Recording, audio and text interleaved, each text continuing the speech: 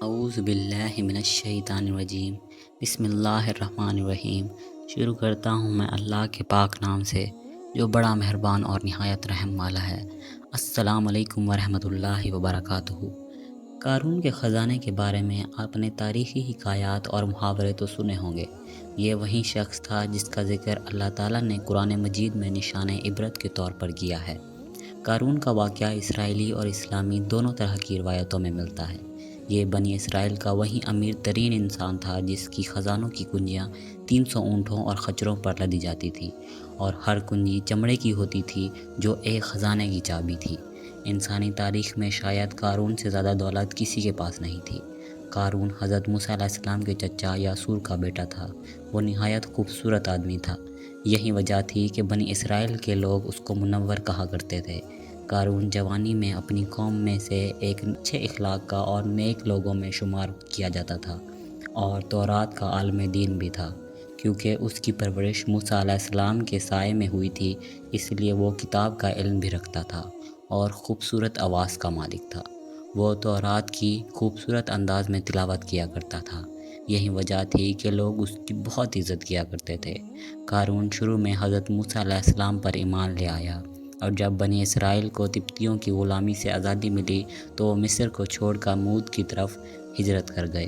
وہاں قارون کے حالات ایک دم سے بدل گئے اور اس کے ہاتھ میں بے شمار دولت آئی۔ دیکھتے ہی دیکھتے وہ اپنی قوم کا امیر ترین شخص بن گیا، جس کا ذکر اللہ نے قرآن مجید میں کیا ہے۔ یہ قارون موسیٰ کی قوم سے تھا۔ پھر اس نے قوم پر زیادتی کی اور ہم نے اس کو اتنے خزانے دیے جن کی چابیاں اٹھانا ایک طاقتور جماعت پر بھاری تھا۔ ایک جگہ فرمایا، جب اس سے اس کی قوم نے کہا، غرور مت کرو، بے شک اللہ غرور کرنے والوں کو پسند نہیں کرتا، اور جو مال تجھے اللہ نے دیا ہے اس کے ساتھ اپنی آخرت سدھارو اور دنیا سے اپنا حصہ نہ بھول، اور احسان کر جیسے اللہ نے تجھ پر احسان کیا۔ زمین میں فساد نہ کر، بے شک اللہ فسادیوں کو پسند نہیں کرتا۔ جب زکوٰۃ کا حکم نازل ہوا اور حضرت موسیٰ علیہ السلام نے اس سے عہد لیا تو اس نے یہ وعدہ کیا تھا کہ اپنے مال میں سے 1000واں حصہ وہ زکوٰۃ نکالے گا۔ جب اس نے اپنے مال کا حساب کیا تو ایک بہت بڑی رقم زکوٰۃ کی نکلی۔ اس لیے اس کے دل میں لالچ پیدا ہو گئی اور اس نے زکوٰۃ دینے سے انکار کر دیا اور زکوٰۃ کے خلاف ہو گیا۔ اس نے ایک گھٹیا چال چلی۔ اس نے بنی اسرائیل میں سے ایک گروپ جو اس کی حمایت کیا کرتے تھے ان کو جمع کیا اور ان سے کہا، موسیٰ علیہ السلام نے بہت سارے کاموں کا ہمیں حکم دیا جس پر تم لوگوں نے اس کی پیروی کی۔ اب وہ تم سے تمہارا مال بھی چھیننا چاہتا ہے۔ کوئی فلا فحشہ عورت کو لے کر آؤ تاکہ اسے کچھ پیسے دے کر موسیٰ علیہ السلام کو بد کردار ثابت کیا جا سکے۔ قارون نے اپنی قوم کے لوگوں کو جمع کیا اور حضرت موسیٰ علیہ السلام سے پوچھا کہ زنا کی کیا سزا ہے؟ حضرت موسیٰ علیہ السلام نے کہا، جو بھی زنا کرے حالانکہ وہ اس کی بیوی کیوں نہ ہو، اسے سنسار کیا جائے یہاں تک کہ وہ مر جائے۔ قارون نے حضرت موسیٰ علیہ السلام سے کہا، اگر یہ کام آپ نے بھی انجام دیا ہو تو بھی؟ موسیٰ علیہ السلام نے کہا، ہاں، اگر اس کام کو میں نے بھی انجام دیا ہو تو بھی یہی حکم ہے۔ قارون نے کہا، بنی اسرائیل کا یہ ماننا ہے کہ آپ نے فلا فحشہ عورت کے ساتھ زنا کیا ہے۔ اب حضرت موسیٰ علیہ السلام نے فرمایا کہ اس عورت کو میرے سامنے لے کر آؤ۔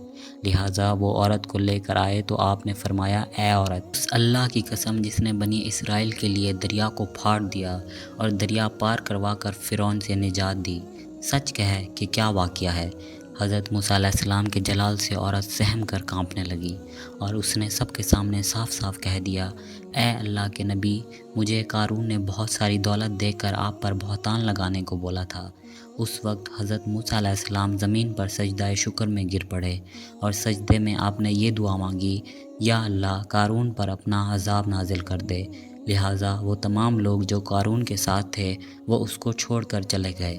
موسیٰ علیہ السلام کے اذن سے زمین کو حکم دیا تو زمین پھٹ پڑی اور قارون اور اس کے پیروکار اس میں دھنسنے لگے، اور دیکھتے ہی دیکھتے قارون، اس کا محل اور اس کا خزانہ سب اس زمین میں دھس گئے۔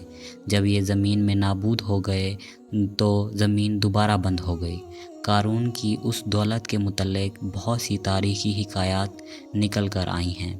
اور تا قیامت قارون اور اس کا خزانہ تمام انسانیت کے لیے عبرت کا نشان بنا رہے گا۔ بس میری آپ سب سے اتنی سی گزارش ہے کہ ہمارے فلسطینی بہن بھائیوں کے لیے دل سے دعا کریں، اور میں بھی اللہ پاک سے یہی دعا کروں گا کہ وہ آپ کو اور آپ کی فیملی کو اپنے حفظ و ایمان میں رکھے۔ آمین۔